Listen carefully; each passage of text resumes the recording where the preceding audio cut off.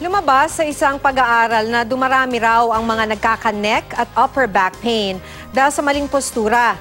Posible raw na may kinalaman ito sa madalas na paggamit ng mga gadget. Narito ang aking report.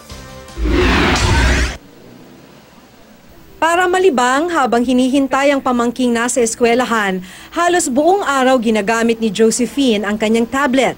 Dito siya nanonood ng pelikula o kaya ay nagsusocial media. Masakit yung batok, tapos parang may mga back pain ka na rin, nangangalay, minsan parang ano siya, karugtong ng sa back pain yung ng sa batok, kakayuko.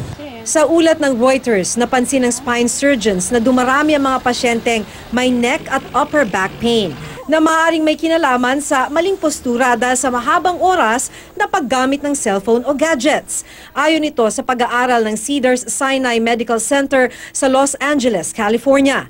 Madalas daw kasi nakatingin pababa ang pasyente sa kanilang smartphones habang nagtitext, nagbabasa o nanonood.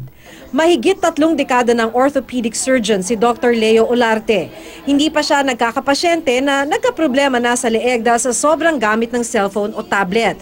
Pero dahil maling posture ang isa sa mga dahilan ng problema sa leeg, pwede raw talagang mangyari ito dahil sa sobrang tagal ng pagyuko. Baka matagal masyado na nakaganon lang ang posisyon mo.